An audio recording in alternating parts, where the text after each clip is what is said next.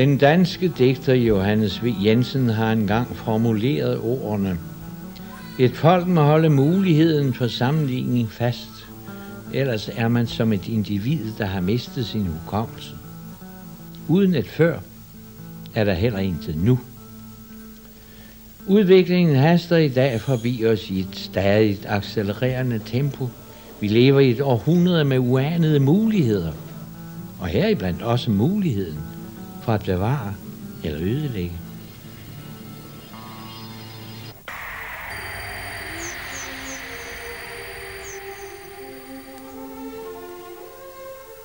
Den tidligere finansminister og handelsmand H.P. Jarl Hansen hører til de få store personligheder, der for alvor har skrevet sig ind i historien med hensyn til bevarelsen af væsentlige kulturværdier fra eftertiden. På privat basis og for egne midler skabte han Frilandsmuseet Hjerl Hede, et 2200 tønder land stort hedeareal ved Fløndersø i Vestjylland. Arealerne erhvervede han i 1910, og i 1930 lå han det hele fredet, hvilket tiden taget i betragtning blev gjort med en utrolig fremsynethed. I servitutterne fik han blandt andet indføjet, at der hverken måtte anlægges sports- eller flyvepladser på det store område.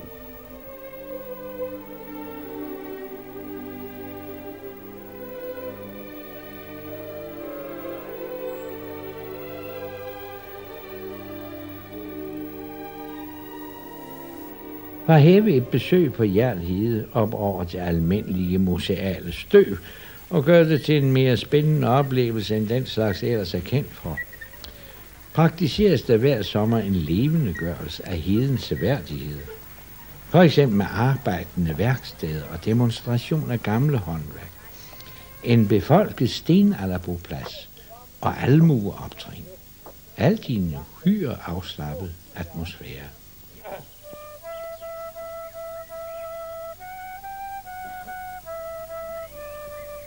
Hvem sidder der bag skærmen med klude om sin hånd, med læderlap for øjet og om sin sko et bånd? Det er som en Jens Vejmand, der er sin sure nød, med hammeren må forvandle de hårde sling til brød. Og vågner du en morgen i allerførste gry, og hører hamren klinge på ny, på ny, på ny. Det er som en Jens Vejmand på sine gamle ben, der hugger vilde gnister af morgenvåde sten. Og er du til staden bag bundens fede spand, Og Jeppe Aakjærs socialt engageret sang om Jens Vejmand og tilbage til stenalderen for flere tusind år siden, er der måske i virkeligheden slet ikke så langt. Dengang blev stenhuggerens interesser varetaget af flintesmeden, som dog i sit samfund, i modsætning til Jens Vejmand, indtog en agtet og central position. Stenalderbopladsen viser livet i Nordeuropa for ca. 4-5.000 år siden. Efterhånden boede man mere og mere stationært og begyndte at opdyrke agerjord, som man indvandt ved afbrænding af skovarealer. Foruden de afgrøder, som jorden kunne give, og det var især korn til bagning og grød, ernærede man sig ved jagt og fiskeri. Til fiskeriet havde man brug for både, og de blev lavet af store træstammer, som man enten brændte ud eller huggede til med flinteredskaber.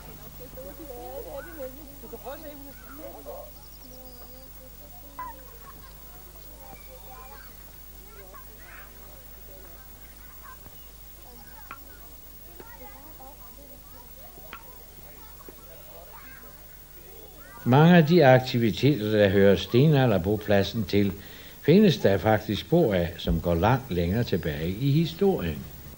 Fra fund i Nordkina ved vi, at Peking-mennesket for over 300.000 år siden har brugt ild og tilhugget stenredskaber i lighed med neandertalerne i Europa for knap 100.000 år siden. For disse gamle kulturer har de klimatiske forhold og skiftende istider naturligvis haft afgørende betydning for deres udbredelse og isolation. Og således også betyder, at forskellige racer af vores forfædre dermed har udviklet sig på en så spændende og mangfoldig måde, som vi kan se det i dag.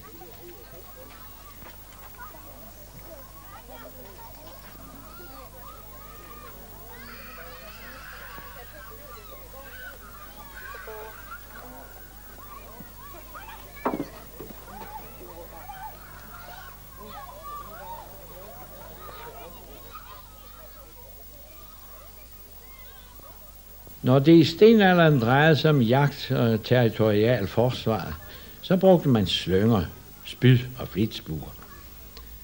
Her var ens overlevelsesmuligheder selvfølgelig tæt knyttet til den enkeltes evne til at betjene disse våben, så der ikke bare har været for fornøjelsens skyld, når man gjorde sig anstrengelse for at opøve sine færdigheder.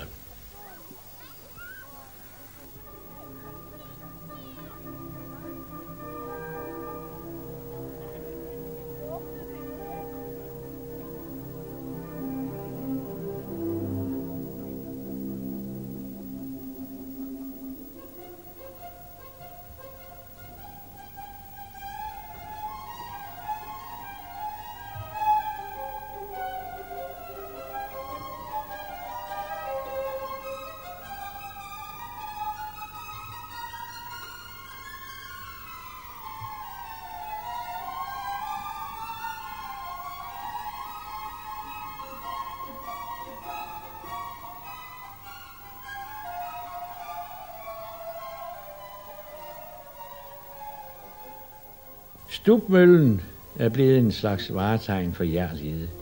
Den er fra 1778 og har med sine godt 20 meter vingefang udnyttet vindkraften til formaling af bøndernes korn på Store Hedinge-egnen på Sjælland. Men vindkraft har nu ikke været den eneste energikilde.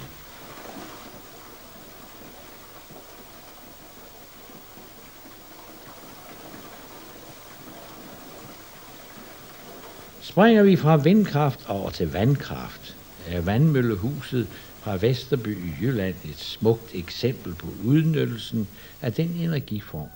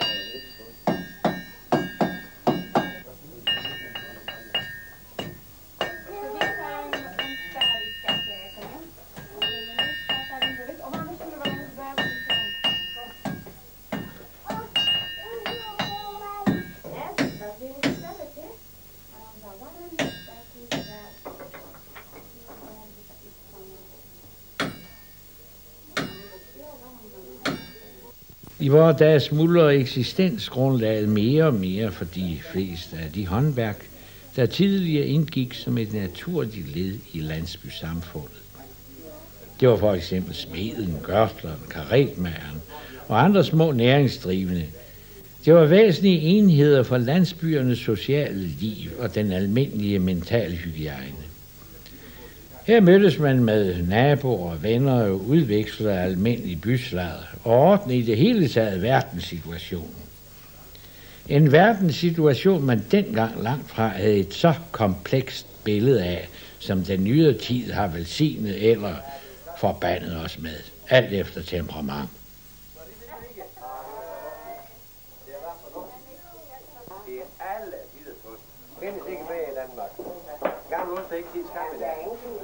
Så vi er næsten helt ked af selv.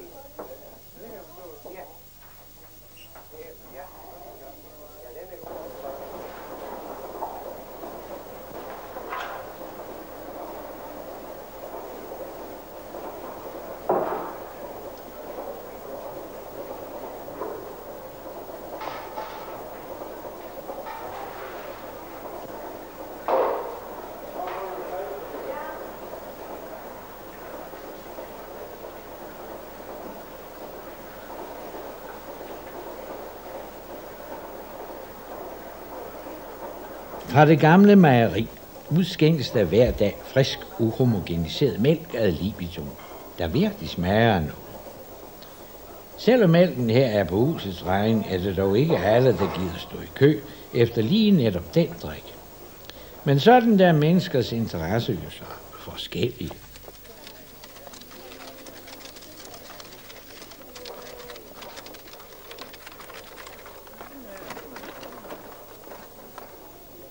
Landevejskroen fra Fyn med kro, stuer og rejsestand stammer fra det 18. århundrede. Her kunne de rejsende forfriske sig og samtidig nyde synet af den karakteristiske fynske krohave, inden de igen skulle videre med postvognen eller med diligencen.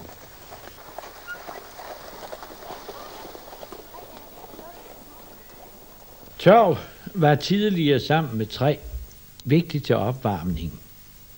I tørvemosen ses tørvefremstilling, som den fandt sted i begyndelsen af dette århundrede. Tørvemassen æltes i et hestetrukket æltekar, formedes ude på læggepladsen, for til sidst at blive stablet i tørvestakken. Selvom tørv her er lige ved hånden, kører det lille damplokomotiv ved siden af tørvemosen nu alligevel på kul, som det må indrømmes har noget bedre brændselsværdi. På trods af de mange år på bagen fungerer teknikken driftsikkert og uden problemer, når blot det får den omsorg og kærlige pleje, som det fortjener.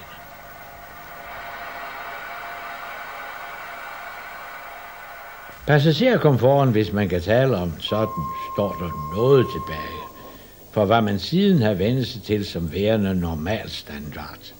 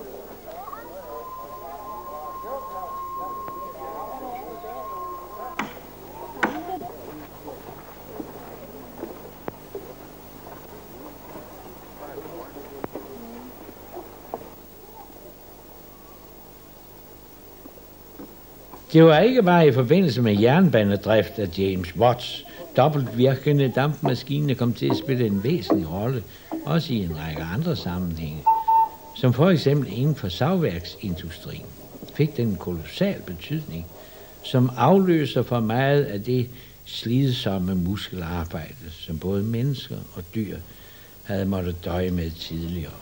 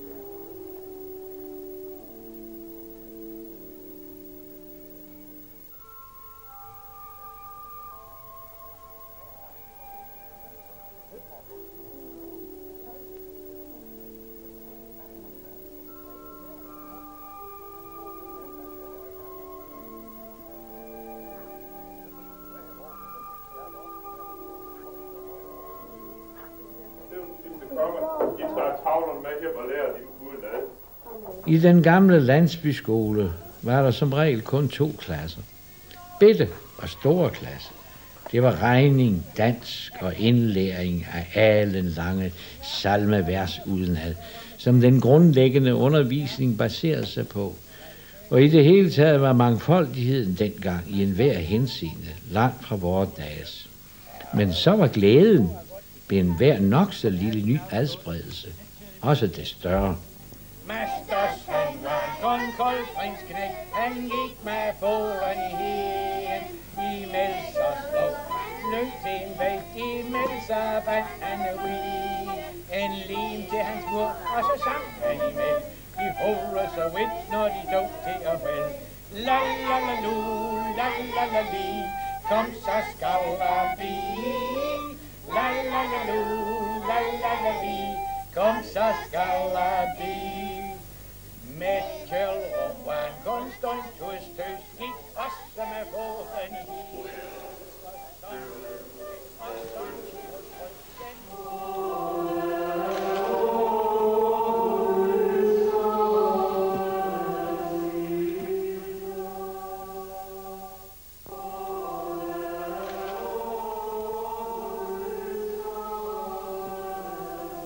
Før Gutenbergs tid blev enhver bog, som regel Bibelen, skrevet i hånden, men med udviklingen af hans trykketeknik omkring 1450 blev det nu muligt at mangfoldiggøre det skrevne ord på en måde, så langt flere fik adgang til det.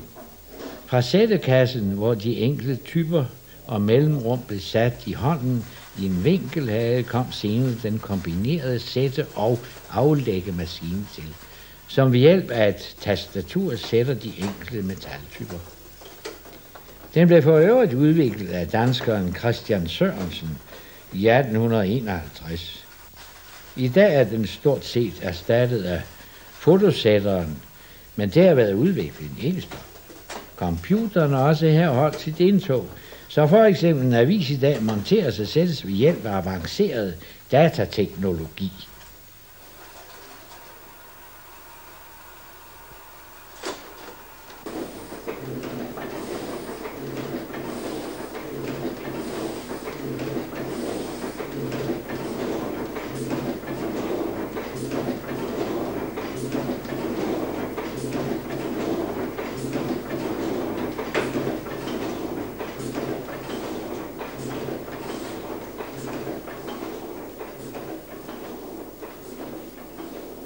Der er en særegen æstetik og soliditet forbundet med ældre tekniske konstruktioner, som på en eller anden måde får den til at virke tiltrækkende og smukke.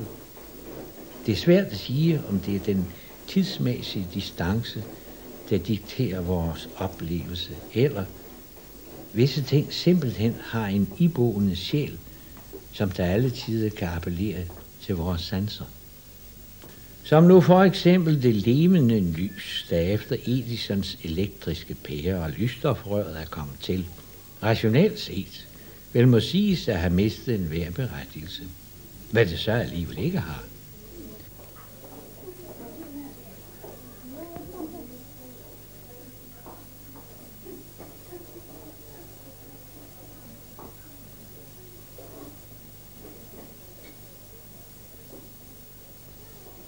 Stearinlyset, som det fremstilles her, bruges stadig i vidt omfang ved alle større højtider til at skabe en særlig form for hygge, som selv de mest opfindsomme nymodens påfund vanskeligt kan hamle op med, og specielt i den kolde og mørke tid omkring jul.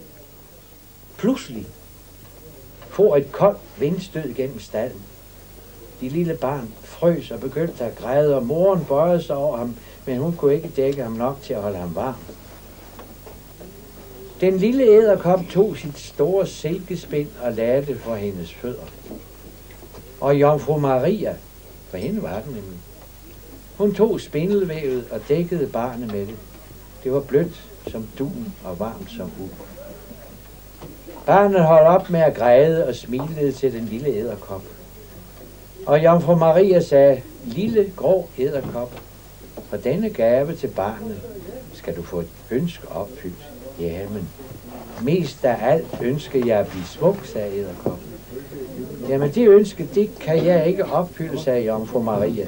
Men jeg kan love dig, at enhver, der ser en edderkop om aftenen, vil regne det for et godt tegn, og det skal bringe ham lykke. Det gjorde edderkoppen glad, og den dag i dag pynter vi juletræet med englehår til minde om den lille grå edderkop og hans silkespænd.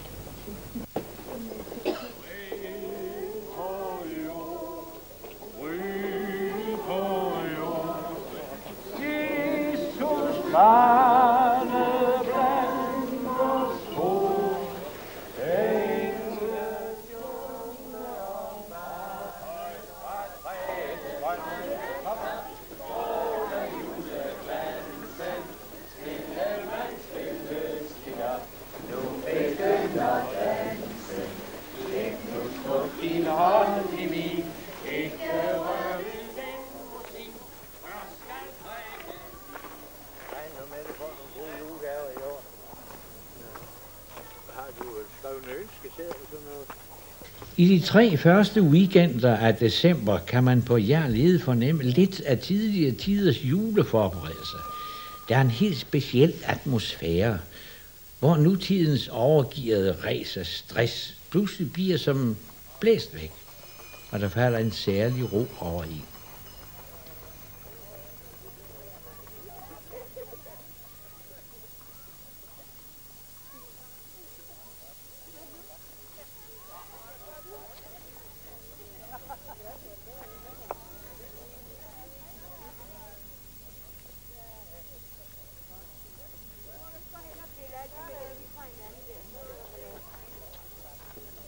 Tempoet på denne tid af året er her på heden ikke specielt hektisk, når det sammenlignes med det, de fleste kommer fra.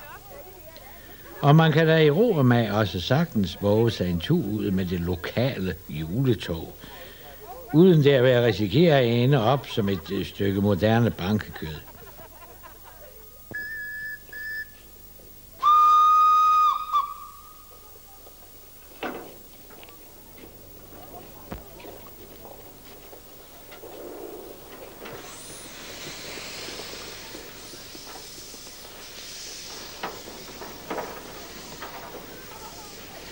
Under sådan en rejse er der en passende lejlighed til at lave lidt sammenlignende betragtninger over fortid og nutid.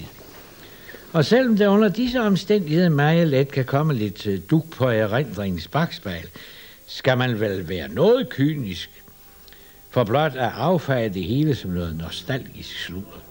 Når selv forholdsvis rationelle hjerner sådan en frostklar dag på heden godt kan mærke af fortiden, ligesom rykker lidt i en ellers hærdet sjæl.